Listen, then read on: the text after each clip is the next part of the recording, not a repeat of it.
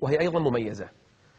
كل الذين ينتظرون من هذا الشخص الذي ستأتي به في هذه الحلقة، هو إنسان حاله حال البشر، هو إنسان دخل مجال اسمه الفن، مجال اسمه الغناء، مجال اسمه الطرب. دخل هذا المجال منذ أكثر من 16 سنة. كان يغني في حفلات بسيطة، في سهرات، صوته جميل عذب. شجعه بعض أصحاب السوء: غني، تشجع، خذ المعازف. بدأ يعزف، بدأ يغني بالصوت العذب الجميل. سهرات وسهرات، ليالي حمراء، مضت السنون تلو السنون. أول ما بدأ في هذا المجال بالتأكيد سوف يترك الذكر وقراءة القرآن والصلاة، خطوة خطوة، شيئا فشيئا، لأن حب الغنى والقرآن في قلب مؤمن لا يجتمعان. دير بالك يا هذا يا هذا، حتى لو تقرأ القرآن راح تقراه بدون لذة ولن يصل إلى قلبك، قلبك مملوء بالغناء. ظل سنين على هذه الحال حتى شجع من بعض أصحابه أن يدخل في مجال التلفزيون. ليش أنت فقط في حفلات وسهرات وأغاني وكاسيتات؟ لا، دش التلفزيون. التلفزيون مجالك للوصول إلى الملايين. وفعلا دخل هذا الشاب إلى التلفاز من أوسع أبوابه، وحبب إليه الطرب، وتوغل في الفن، وصوته الجميل وصل إلى الملايين في العالم، خاصة من الجيل الأخير هذا، جيل الشباب، جيل الشابات اللي ما يدرون مساكين. هو أيضا كان في غفلة، هو أيضا كان كأنه نائم لم يستيقظ، كان كأنه سكران بلا شرب، لأنه بدأ في حياة الفن والغناء. دخل تلفزيون وفضائيات وصار مشهور. بعض القنوات المخصصة للغناء اللي كل يوم قاعد تطلع لنا قناة جديدة استوعبته واحتضنته، فغنى فيها كليبات. وتخيلوا ماذا يوجد في هذه الكليبات. القضية ليست صوت وليست معزوفات، القضية أخطر من هذا بكثير. القضية كلمات مختارة، القضية أجسام، القضية إثارة وغريزة. والشاب حاله حال غيره ممن يقع في مصائد المنتجين وبعض المخرجين وبعض التلفزيونات وبعض الشركات، والأموال إغراء، والشهرة إغراء، والنجوم يسمونهم ستار. أي ستار راح تعرفون اليوم شنو معنات ستار وشنو النجم الحقيقي وشنو النجومية اللي هم عايشين فيها. دخل في هذا المجال، وصل للعالم، وصل للملايين. أنا أدري أن كثير من الشباب والشابات خاصة اللي توهم بادين في سن المراهقة وطالبات الجامعة اللي نسألهم وطلاب الجامعة، الغالب يعرفه، الغالب سمع به أو عنده شريطة لا زال أو لا زال يستمع إلى أغانيه.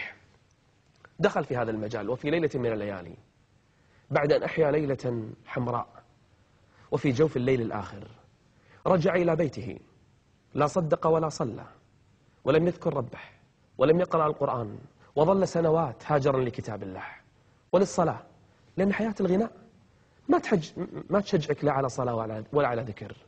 رجع ليضع رأسه كحاله كل ليلة منطرحا على الفراش. فجأة رأى هذا الشاب شيئا مخيفا عند رأسه، سواد عظيم. فزع: من أنت؟ لم يخبره. ماذا تريد؟ لا يرد عليه. سمع من هذا الشيء المخيف عند رأسه صوتا قويا مفزعا يقول: كأن قلبي يريد أن ينخلع من مكانه. رأيت حولي من؟ أمي، أبي، إخواني، أخواتي. رأيت أحبابي كلهم حولي، أناديهم فلا مجيب، أصيح عليهم فلا يرد علي أحد. ينظرون إلي نظرة ماذا؟ نظرة أسف، نظرة حزن. يا بني ماذا صنعت بنفسك؟ يا بني ماذا فعلت؟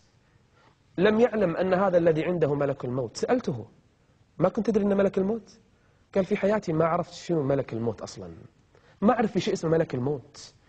يقول: بدأ ينزع الروح والروح ترجع، وينزع الروح والروح ترجع، وينزع وأصيح، وصوت هذا الملك مخيف ومفزع. أنظر إليه كلما نظرت انقلبت الدنيا في رأسي. يقول: فجأة يقول حملت وادخلت إلى سيارة لا أعرف ما هذه السيارة، سيارة وحولي أناس أشكالهم مخيفة. قال أحدهم: ما هذه الرائحة المنتنة؟ لم أرى رائحة منتنة مثل هذه الرائحة. فرد الآخر قال: ألا تعلم إنه المغني الفلاني؟ قال له: تبا له، ما وجدتم جثة إلا هذا المغني نحملها؟